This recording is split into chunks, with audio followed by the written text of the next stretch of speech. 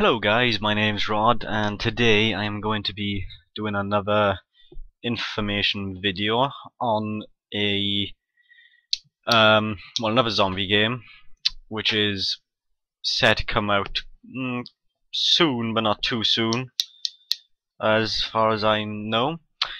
It's going by the code name Class 3.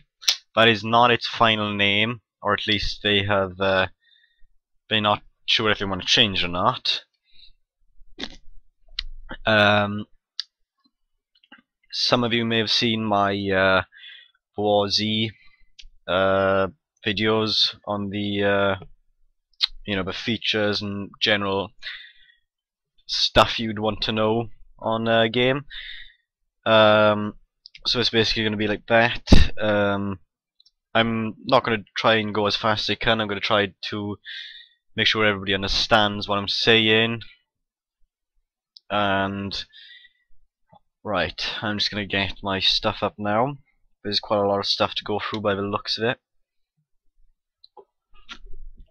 I'm joking, I'm pouring a pint. Right, click. Right, first of all I want to say that this is quite a nice looking game. They got quite a lot of concept art on their website. I may actually end up putting that in the video, slowly scrolling through, as people didn't seem not unhappy, but they seem to want a picture or something other than a black screen in my last video. However, I will put that in for convenience because I have sorted out why my video is going 400 megabytes bigger when I added just one little picture. So right, let's have a look here. What should we start with?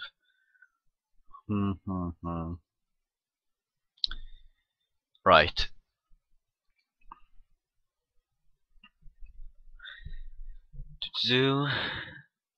Right, so basically the same, the average zombie apocalypse kind of scenario.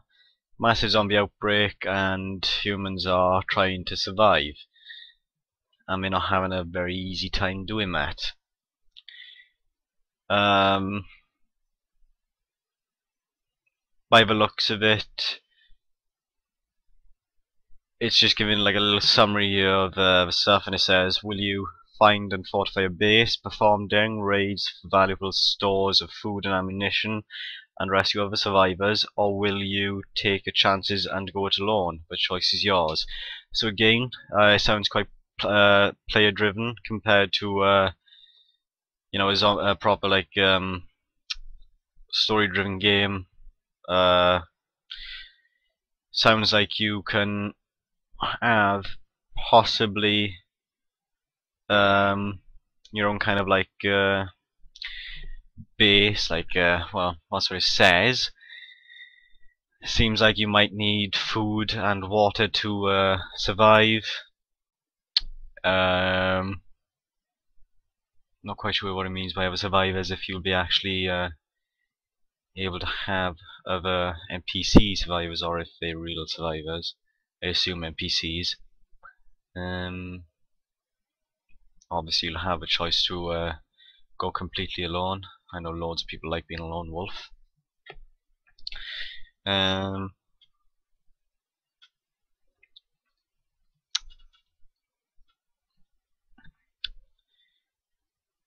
Right, so when this first came out, I'm sure that they said that it wasn't going to come out on PC. However, on their website now it says that it's being released for Xbox Live Arcade, for the Xbox 360, and for the PC. I'm not sure if that'll be a disc or a digital download. Can't say digital very well. That's good news that it's being made for PC. Hopefully it's not going to be just a shitty port. I know a lot of people ask for PC, including me. I think it's this game. Honestly, there's so many underground or not well noticed games coming out recently to do with zombies or post-apocalyptic scenarios, and it's hard to keep track of them.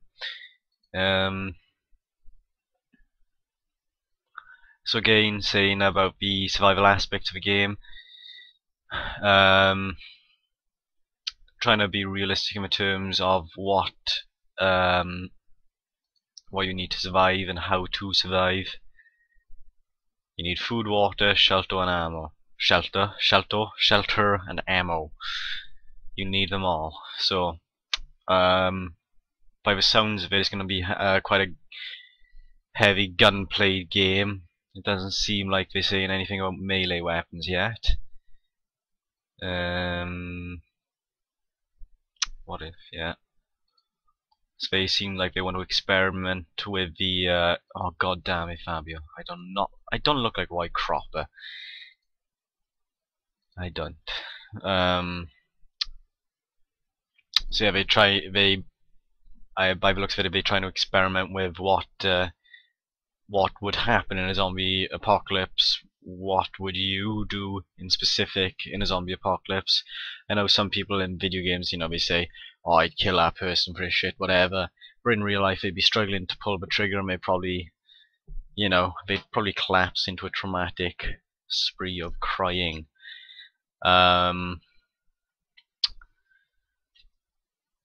Aha. Right, I'm going to read this exact so you can get the gist of it. Move through the world like a zombie slaying badass. Dive through windows. I apologize. Jump on cars and take it to the living dead with baseball bats. I'm guessing I mean take a fight to the living dead with baseball bats. So that seems like it's going to be the melee weapons will be in it. So, but I'm assuming that there'll be a lot of guns in it as well, since they seem quite certain you'll need ammunition. Hop in a truck and mow down some undead pedestrians. Break into the local police station and clear out their arsenal, or walk into a local grocery store to stock up on your favorite junk food. The world is your oyster, a shiny oyster that happens to be filled with zombies. So right, that's quite interesting. Again, being like the recent realistic zombie games like DayZ, the War Z, and a few minor mods for some games. They aren't worth mentioning. I'm sure you'd find them on your own. I might mention them in the description. So you need food to survive, water to survive. There'll obviously be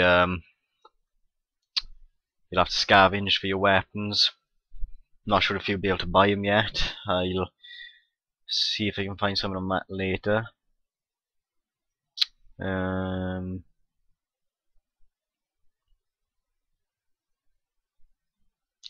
Right, this is interesting. I'll read this exact as well. Class 3 is an open sandbox world that develops in real time, dynamically generating content based on your actions, the choices you make, and the ever-increasing zombie threat. Decide where you'd like to set up and fortify safe haven for you and other survivors you've rescued. Then form raiding parties to gather resources and create supply chains. Use the materials you've gathered to develop your community as you see fit, but be careful, resources will deplete as you pillage areas, and zombies are attracted to noise and activity. Take up the offensive by assaulting hordes before they reach your settlement, or focus on improving your defense against the massed zombies' attacks. Every choice and every action matters in this fully simulated, evolving world. Right, this is quite interesting. It sounds like what they're quite heavily focusing on the fact that you can create your kind of like survival group, and by the looks of it, it's kind of a defense game as well as a survival RPG. Obviously, your actions are going to be influenced by it. They keep making that apparent in it. That sounds quite interesting to me. Right, let's switch over to my other information.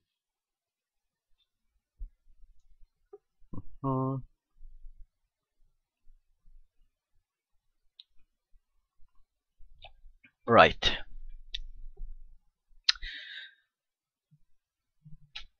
I do not want to see that first. Right, the world of class 3.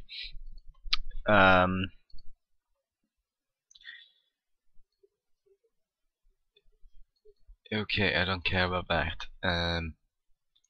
Right. Alright,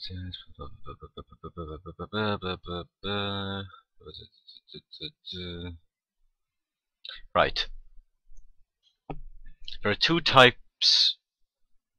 Right, so this is the titling. This is buildings. I'm not quite sure if this is going to be what you can have, or if it's what buildings you're going to find. So we'll just read this now.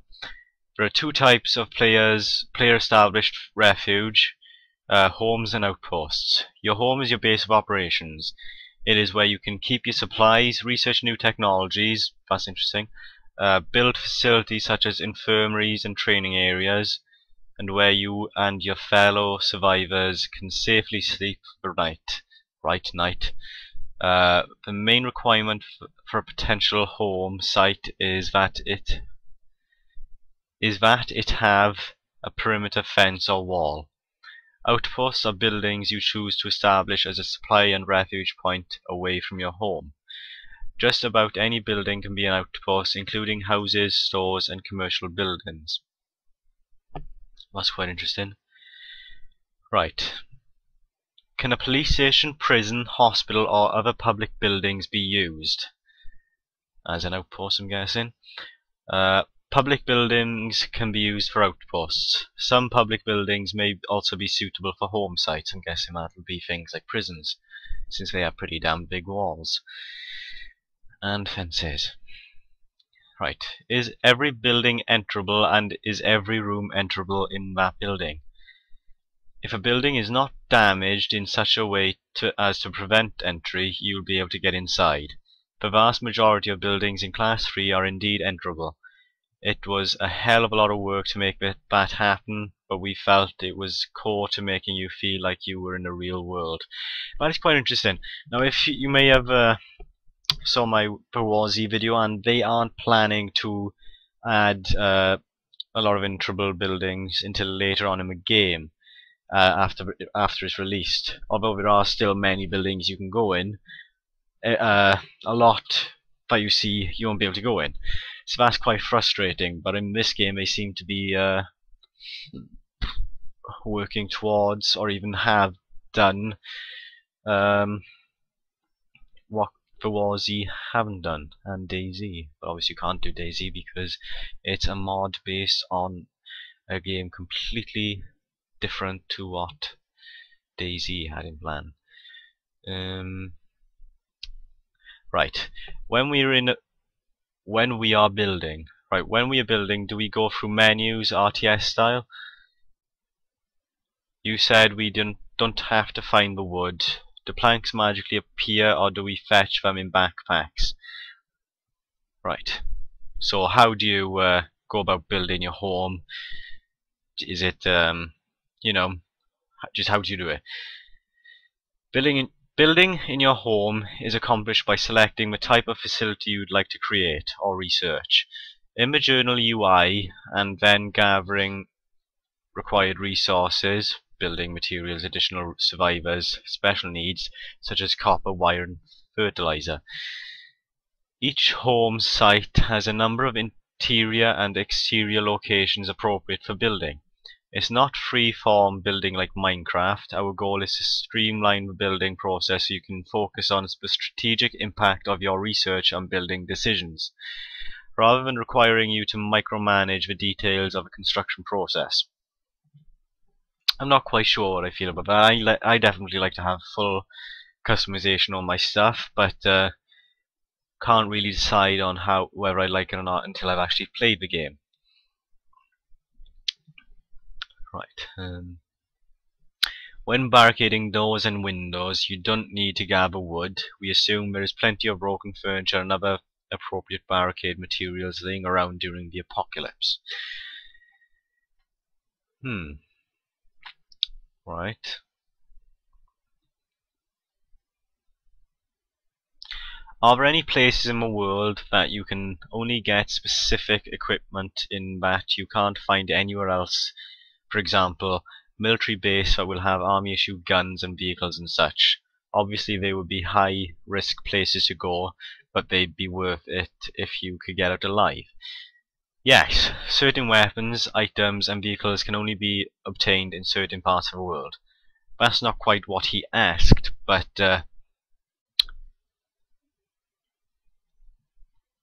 yes, well, obviously there'd be unique places.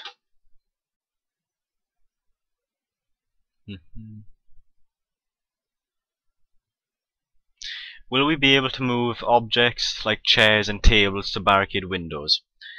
You cannot rearrange furniture to barricade doors and windows. We are prioritizing strategic impact of a decision you make to barricade over the actual mechanics of doing so. That said, I think it would be cool to be able to barricade with furniture, and it's definitely on the consideration list for Class 4. I'd just like to mention now quickly before carrying on, Class 4 is going to be... Right, so Class 3 is an experiment basically. It's more of, you know, just one of those games where they want to see how it goes, what happens, and get feedback before they commit something big. Class 4 will be a zombie survival online world game that we will develop by building on the Class 3 platform with feedback from Class 3 fans. So basically, Class 3 is an experiment, still a full game, but they want to make another game, Class 4, bigger and better with the information they collect from Class 3. So that's quite an interesting way of going about it.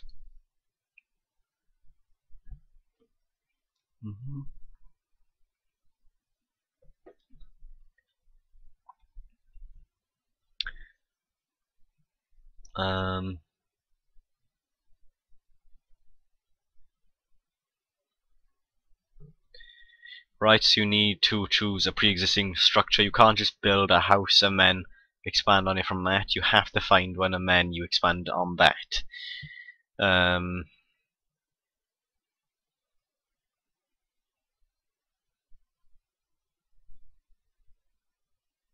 it's quite interesting. When you go and clear a building, closing all doors and barricading windows, etc., making sure no zombies can enter. If you leave via a secret entrance and come back later, will zombies have spawned there? The answer to that is, you can barricade and secure buildings after you've cleared them out and claimed them as an outpost.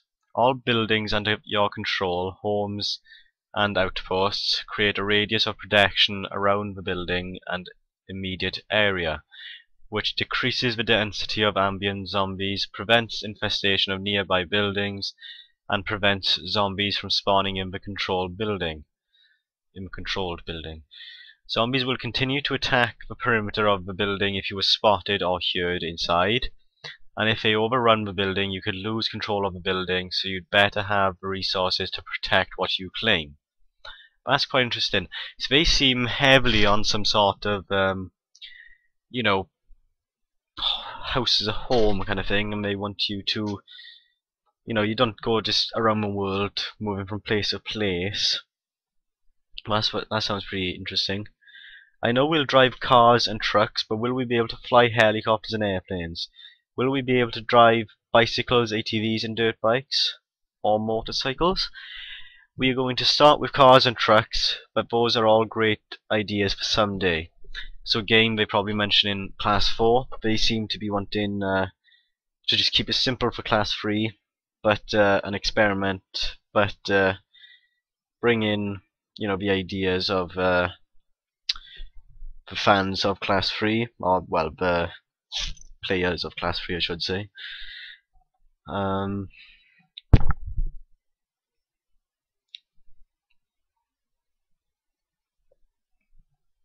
Right, will vehicles be laying around in fully functional states, or will most, if not all, require some repair? The answer to that, when you find a vehicle that has never been used before, you'll be able to drive it right away. But vehicles do get damaged to the point where they can't be driven anymore. Some of the survivors in your home may have the ability to repair them, and you may choose to provide a facility to speed up repair and add improvements. That's quite interesting. Sounds like you might be able to have some sort of vehicle customization in terms of, you know, speed and things. I don't think add anything else. Do vehicles require fuel? Fuel is one of the resources you need to manage in the game, impacting your ability to create certain types of explosives and fuel generators for electricity. It may also have an impact on your vehicles, but we are still working on this system. We won't be modeling fuel on a per vehicle basis, so you're not going to be running out of gas in the middle of nowhere. To be honest, I find that quite bad, and but still, I don't think they're aiming to be as realistic of a game as for War Z or DayZ. But that's fine, we'll see how that turns out. Right, weapons.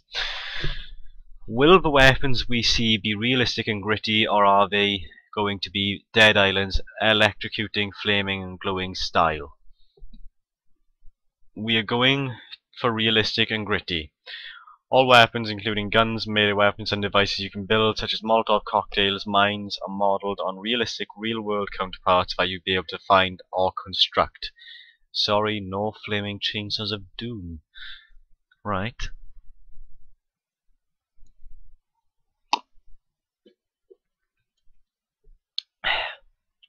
Right, 1 second.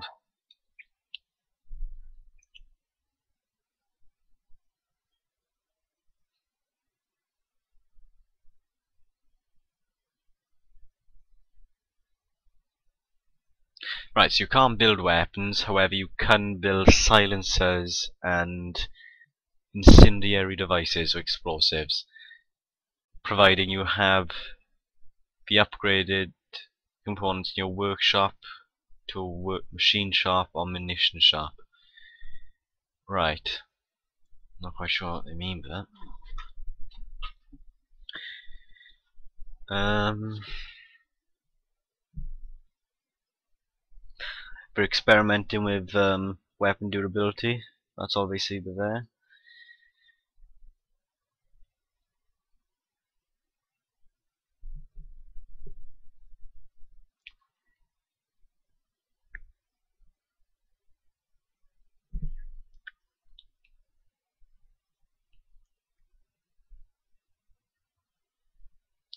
Right, so you'll have some sort of gore, not extreme gore, but you'll be able to chop off arms, things like that. Co-op play. Class 3 will not have a co-op play at release. Class 4, they're going to add co-op, or at least they are hoping to add co-op to Class 4.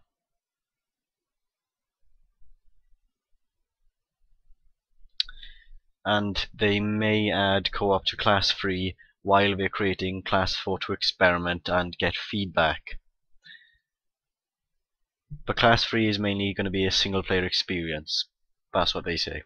I'm okay with that. I want a zombie game like this with single player. For War Z, you know, that's an MMO. You don't want them to be too similar, otherwise you're just going to be nitpicking about which game's better. I'm sure people will anyway. Right, the story. Let's see. Is there an actual plot and or ultimate goal for the protagonist beyond surviving? We have a great fortune to have an excellent game story writer with us on Team Z, Travis Stout. Okay, Travis has spent the better part of the last year developing the world, plot, and around 50 named characters with their own backgrounds, traits, hang-ups, and desires who you will rescue, trade with, protect, and learn to live with over the course of the game. The story of the survivors of Trumbull Valley, that's I'm guessing where it's set, Trumbull Valley, and their attempts to stay alive long enough to escape to the larger world.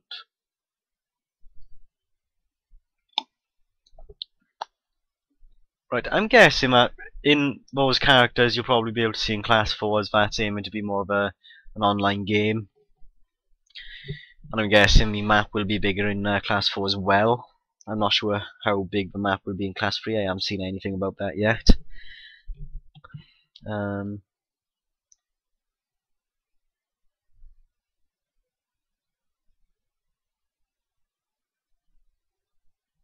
Right, just some spoilers for you guys. I will pause for a couple of seconds after this so you can skip it if you want. It's about how you you know, where you start the game and what you how you know what you're doing when the outbreak happens. So you're on a fishing trip for 2 weeks. Everything was peachy when you left, but on the way down the mountain you'll find that everything has gone to hell.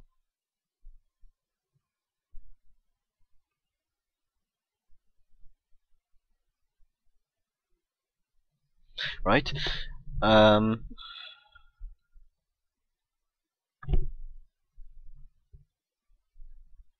Right, so they're saying again it's a sandbox world. You can keep playing after you've completed the story. So it's not strictly mission based, it is player driven, but it also has quite a good story by the looks of it.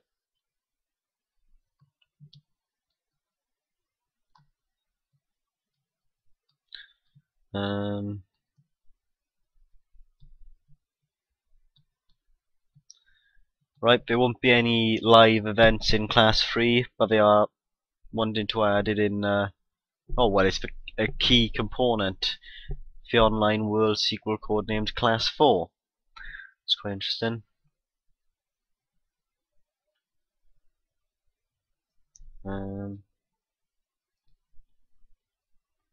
Right, so you can grow vegetables in a garden inside your base. That's pretty interesting.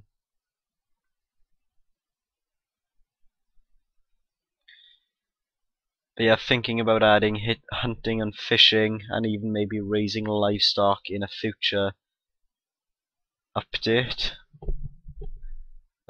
Possibly in Class 4. Not sure about Class 3. Right, let's go on to the next thing.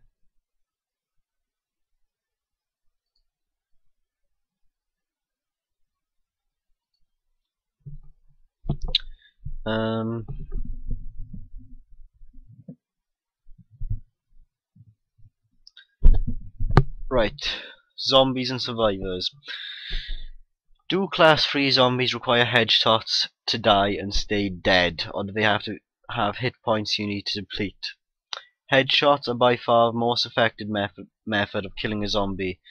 Our producer Jess says if you are melee weapon attacking, you basically need to beat the snot out of them enough to destroy the brain. Believe me, you'll know when you destroy the brain. Right, that sounds like they're going to implement some sort of gore to tell you if the brain has exploded. Nice, Fabio. Sorry, just sent me a picture of a nice girl. And KFC and a black man. Okay, that's racist. Will you be able to dismember zombies? Like I said before, yes.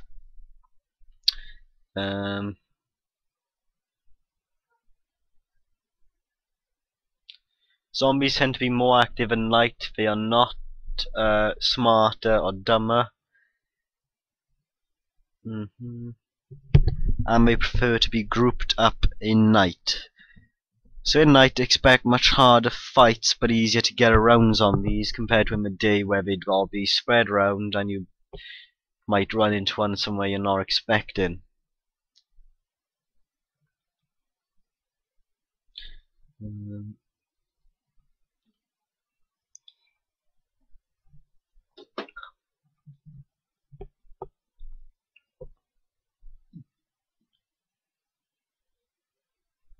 Right, survivors. What happens if you kill all of the survivors? Will more spawn? There will always be more survivors in the world, but if you were going through them like Kleenex, you'll have a harder time finding enough people to keep your home thriving and growing. Right? Can the NPCs be trusted? In Class 3, yes. You may need to earn their respect before they help you, and some of them are so downright unsavory that you won't want to invite them into your home. But in Class 3, you don't need to worry about a fellow surviving clubbing you like a baby seal. So I'm guessing in Class 4 you'll have something to worry about when it comes to trust.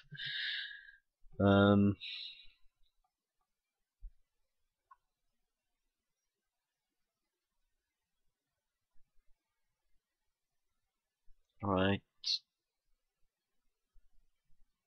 Right, how you interact with survivors.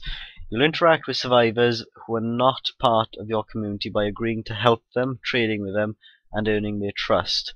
After they join your community, you can assign them to various duties in your home base. For example, manning watchtowers, working in the workshop, preparing meals in the kitchen, or tending to the wounded in your infirmary. So this sounds pretty cool. Well, to me it sounds cool.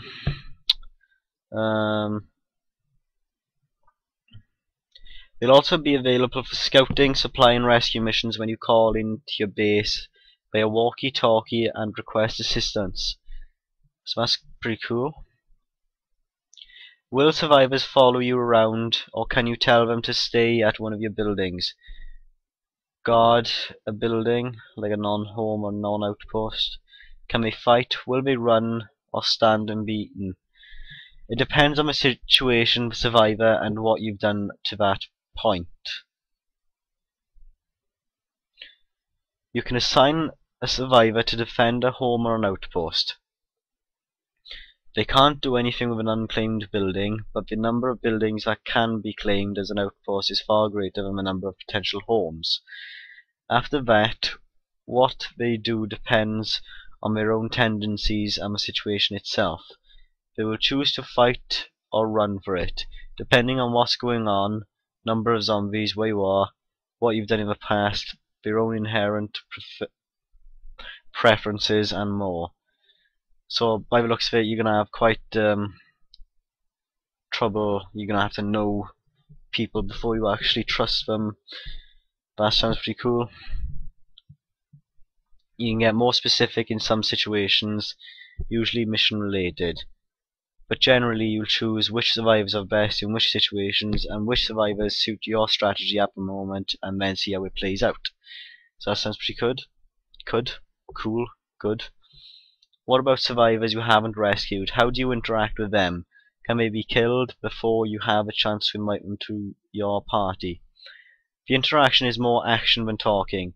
Depending on what you've done so far and the survivor's own personality, they may offer you the chance to do them a favor. They may tell you to get out and go away. They might be extremely friendly. It just depends on the circumstances. Survivors won't join your community until you've earned their trust, and you can lose the trust you've gained through your actions or lack thereof. And yes, they can be killed before you've built that relationship. If you're working with them on a mission, you don't need to protect them. And you don't protect them in a mission and they can die. So they're not essential, basically.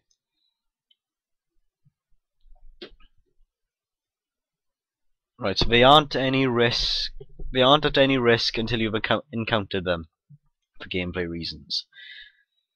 That's good.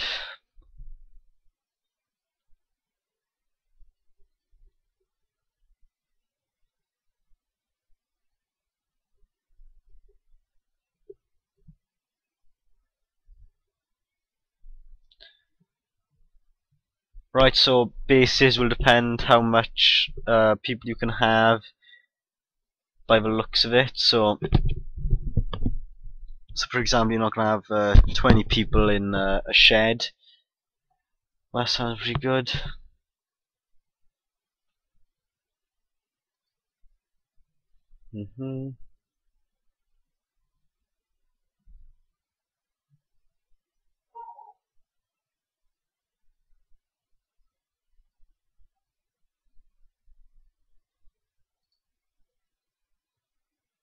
Right, other survivors won't try to kill you.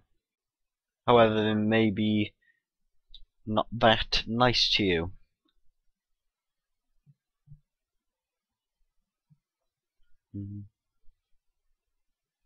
Will it be necessary to sleep in Class 3? Every survivor needs some downtime in order to operate at a maximum personal efficiency.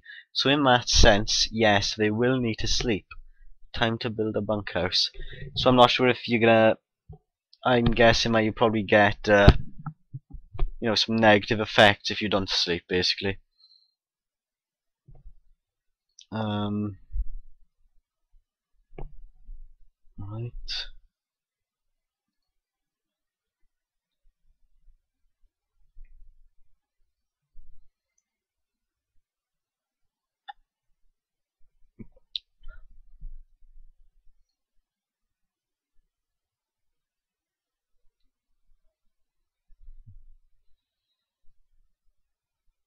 Right.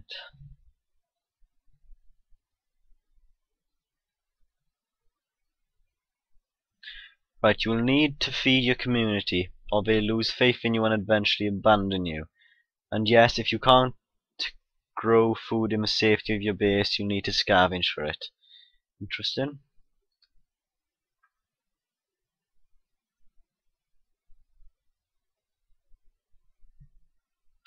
Right.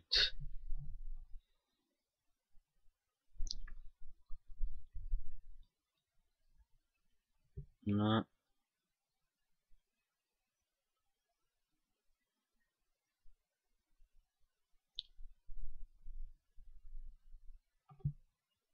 Right, character creation. Note about character customization. We've seen lots of questions on this topic. We are working on a design update feature for the website which will include our plans and our thinking on character building. Finney, our creative director and font of general awesomeness for the benefit of those of you who are as new as I am around here, was at the San Diego Comic-Con this week doing a little investigation. But we've got him back and he's going in the pit trap.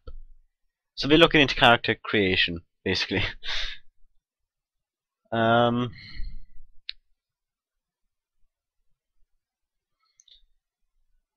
right.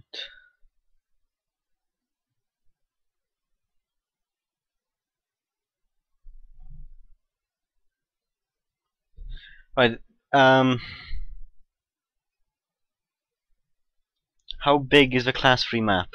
I'm not exactly sure what he means. It is a square, 4 kilometers to a side. I'd be completely sure, I'm not sure what he means with that. Or she.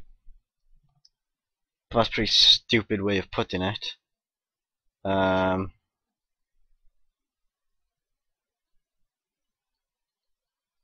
Would have to be pretty big though if you're gonna be, you know, like that.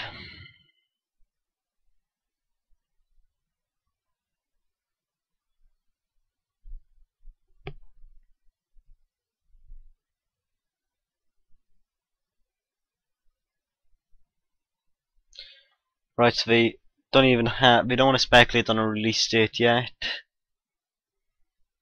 Um,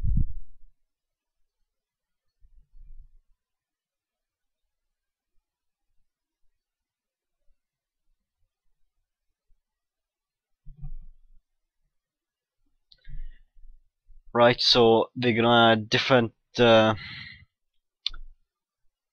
speeds for zombies. Some will shamble, some will run, some will limp.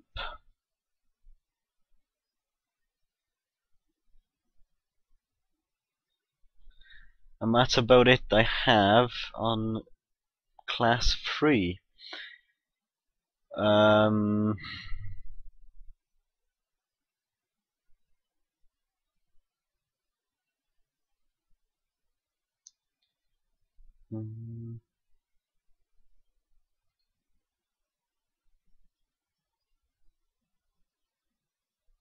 I gotta admit, this game looks really nice.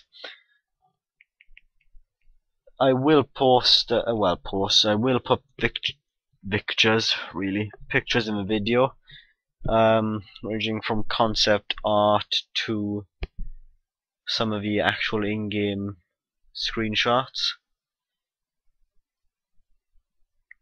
the concept art is really nice. And right, that's all I have on class 3, guys. If you have any questions, I will try to answer them for you. If you enjoyed the video, please comment, rate and subscribe. Even if you didn't like the video, you can comment and rate. Give me some feedback, I appreciate it greatly. Thanks for watching. I will see you in the next video.